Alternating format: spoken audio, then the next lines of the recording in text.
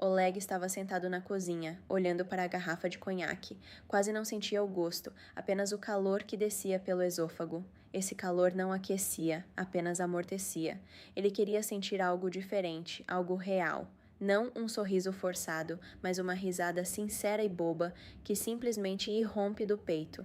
Não aquela carícia cansada e automática, mas ele nem sabia o que. Só sabia que não era aquilo que tinha agora. As palavras da esposa, ditas de passagem como se ela não fosse dele, mas apenas uma mulher qualquer que passava por ali, o atingiram não como uma ofensa de bêbado, mas como uma profunda e dolorosa saudade. Fica na casa da mamãe, você está bêbado. Apenas uma constatação de fato. Nem censura, nem preocupação, apenas que ele, bêbado, não se encaixava no mundo dela. E ali estava ele, sozinho com o cheiro de carne à francesa já fria, com pensamentos mais pesados que essa carne fria, e com o vazio que a família que foi embora deixou para trás. Ele se serviu mais um pouco. Já não era bebida. Era apenas líquido para abafar o zumbido crescente na cabeça. Zumbido sobre o fato de que ele não vivia a própria vida, que era personagem numa peça alheia e que há muito esquecera o que era realmente desejar. Desejar algo para si mesmo, não para os filhos, não para a esposa, mas para si. Lembrou-se de como, na juventude, queria ir para o norte, trabalhar como geólogo, respirar aquele ar cristalino, dormir em barraca, olhar as estrelas, sentir-se parte de algo maior. Mas depois veio o exército, a faculdade, o emprego no banco, confortável e estável, como aquele sofá. E de algum jeito tudo se enroscou, foi esquecido, pisoteado. Ele saiu para a varanda. O ar gelado queimou os pulmões, obrigando-os a trabalhar com força. Oleg soltou um suspiro de vapor, e esse vapor era parecido com sua vida. Parecia existir, mas logo se dissipou e sumiu. Lá embaixo, sob o poste de luz, a neve rodopiava, e aqueles flocos dançantes pareciam livres. Caíam onde queriam, não se importavam com instruções, regras ou expectativas. Oleg queria ser um daqueles flocos. Na cozinha, Ana Petrovna lavava a louça. Seus movimentos não tinham cansaço, apenas uma espécie de ritmo consciente. Ela se movia suavemente, sem pressa, mas ao mesmo tempo com muita destreza. Oleg não conseguiu evitar olhar. Nunca tinha prestado atenção nela. Sempre foi apenas a sogra, a mulher que dava conselhos, fazia tortas e resmungava. Apenas parte do cenário. Mas agora ele via algo diferente. Costas retas, não curvadas. Mãos endurecidas pelos anos. Fortes, confiantes, capazes de lidar com qualquer coisa, e uma calma indizível, a calma de quem viveu muito, mas não se quebrou. Ele pensou, ela tem uns 20 anos a mais que eu, e ainda assim tem mais vida dentro de si do que eu. Era uma sensação estranha e desconhecida. Oleg viu nela não a sogra, mas uma mulher. Uma mulher que um dia foi esposa, mãe, e que talvez também tenha vivido seguindo as regras de alguém até que de repente ficou sozinha. E talvez tenha sido exatamente quando ficou sozinha que ganhou essa força, essa calma. Não precisava mais fingir, não precisava mais interpretar papel, era simplesmente ela mesma. Ele de repente entendeu. Isso é a liberdade. Ana Petrovna. A voz dele saiu rouca e insegura. Ela se assustou, mas não se virou. Continuou esfregando o prato até fazer barulho. Não está com frio? Perguntou ela sem olhar para ele. Oleg sentiu na voz dela não censura, mas uma espécie de preocupação contida e seca. Ela não tinha medo dele, não o julgava, apenas constatava um fato. Ele saiu da varanda e fechou a porta. Não, estou bem, respondeu, e de repente percebeu que era quase verdade. O frio expulsou a última névoa, e essa conversa inesperada, ou melhor, seu começo, fez ele sentir algo mais, algo que estava lá dentro. Ele se aproximou da mesa e pegou o copo ainda pela metade. Posso ficar com a senhora? Perguntou, surpreendendo-se com a própria ousadia. Ana Petrovna finalmente se virou. Seus olhos, que sempre pareceram severos, agora o olhavam com uma suavidade nova e desconhecida para Oleg. Havia cansaço neles, mas não derrota. Cansaço dos anos vividos, mas não da vida. Ela apontou com a mão para a cadeira. Sente-se. Vai me ajudar a secar os pratos? Oleg sentou. Enquanto secava os pratos, pensava que essa mulher, que sempre esteve na periferia da sua vida, de repente se tornou o centro do seu mundo. Exatamente agora, nesse momento, nesse silêncio. E ele entendeu. Solidão não é a ausência de gente ao redor, mas a ausência de fogo por dentro. Ele era solitário. Ela era solitária. E agora, nessa cozinha silenciosa e quente, os dois juntos não estavam mais sozinhos. Era algo novo, algo muito importante. Era uma sensação que ele não sentia há muito tempo. Era silenciosa como um sussurro, mas forte como um rio, e o levava para algum lugar onde, segundo ele, esteve há muito tempo, para casa, para si mesmo. Ele olhou para ela de novo. O cabelo estava preso num coque arrumadinho, mas uma mecha que escapou do elástico caía suavemente no pescoço. Essa mecha, esse pequeno detalhe descuidado, de repente lhe pareceu incrivelmente viva e atraente. Ela falava sobre algo escondido sob toda aquela severidade e ordem, algo muito quente. Ele imaginou como seria afastar essa mecha com cuidado para trás da orelha. E só de pensar nisso sentiu um calor percorrê-lo. Sentiu o coração, que ele achava que havia parado de bater de verdade há muito tempo, dar um forte e decidido pulso. Ana Petrovna sentiu o olhar dele sobre si. Não se virou, mas os movimentos ficaram um pouco mais bruscos, como se tentasse sacudir de si aquela atenção. A noite cobriu a casa como um cobertor velho e grosso. Todos os sons do dia, risadas infantis, tilintar de taças, conversa agitada, se dissolveram na densa e aveludada quietude. Na cozinha, onde pouco antes reinava o caos da festa, restaram apenas os dois. Ele estava sentado na poltrona, mergulhado na luz turva da televisão, onde rostos indistintos piscavam. Ela, Ana Petrovna, acomodou-se no sofá, imóvel e misteriosa.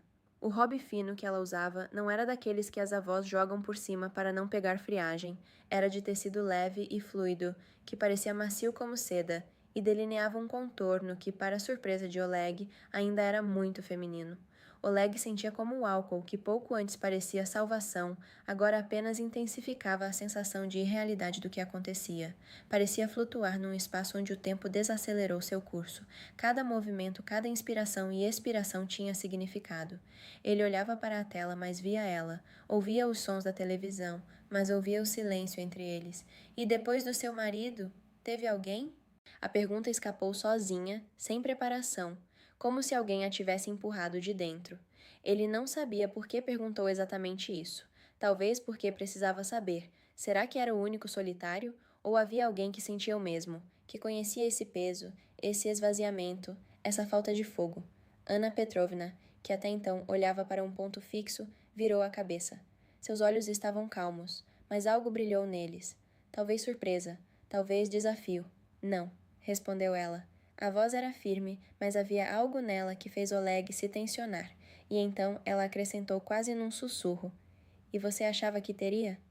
Nessas palavras não havia censura, apenas uma ironia amarga, como se ela soubesse que ele, como todos os outros, há muito a havia arriscado da lista. Ele, claro, não pensava nada, só soltou. Seus olhares se cruzaram, e não foi apenas um olhar, foi outra coisa. Foi um momento de verdade. Nesse instante ele entendeu que ela o via por inteiro. Via não o genro, não o marido da filha, mas simplesmente um homem perdido na própria vida. A noite ficou longa demais, e essa sensação de duração, de tempo viscoso, parecia algo que precede o importante, o que muda tudo. Oleg sentia o coração bater, batendo irregular, pesado, como se quisesse escapar do peito.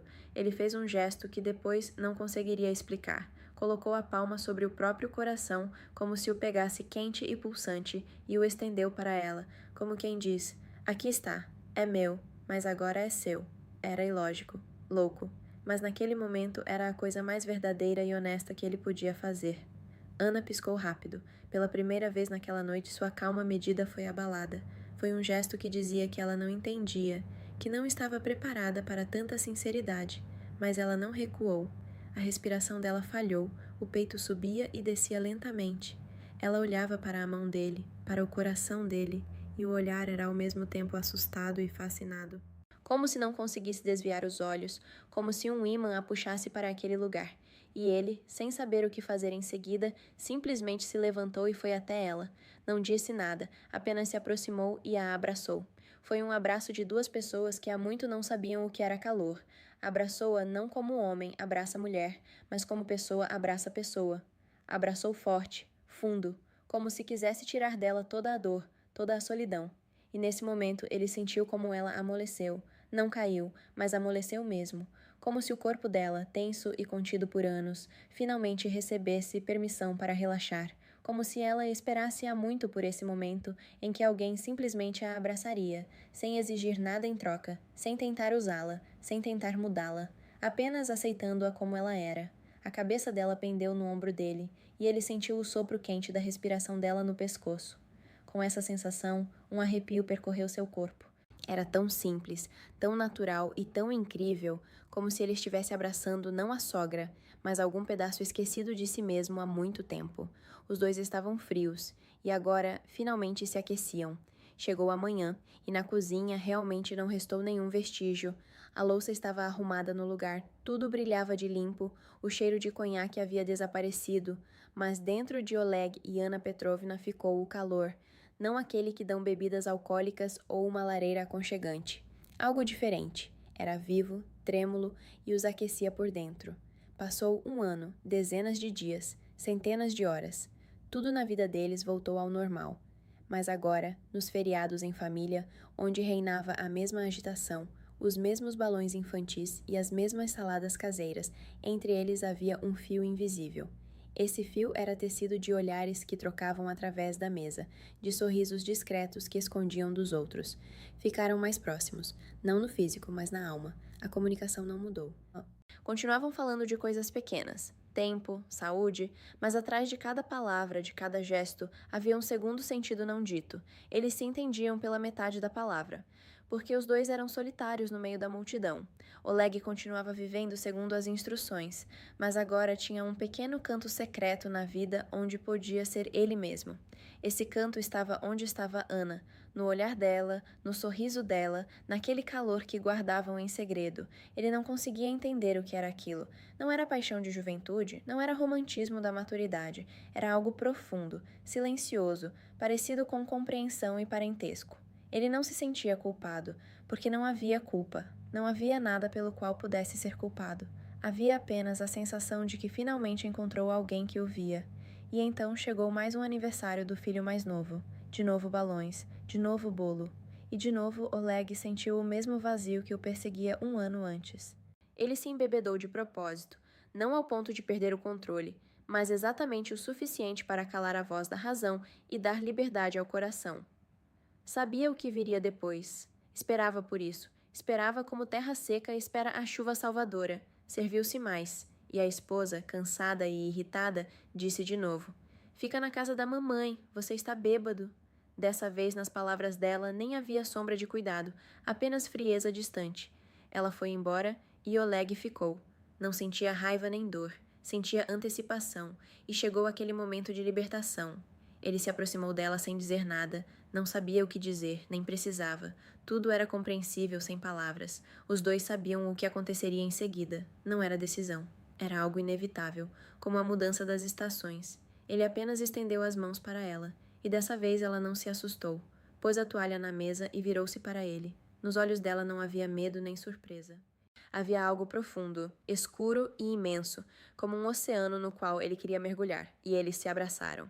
Esse abraço não era como o de um ano antes, era outro. Mais forte, mais intenso, sem hesitação nem insegurança. Era pleno, ele inalava o cheiro dela, aroma suave de sabonete e algo pessoal, que era só dela. Sentia o calor dela, a maciez, a força, e parecia que finalmente estava em casa. Para eles, o tempo deixou de existir. Fora da janela podia ser dia ou noite, não importava. Só havia eles. E isso era a maior felicidade deles, a maior vitória. Não sobre alguém, mas sobre si mesmos, sobre a vida que seguiam por instrução. Amém.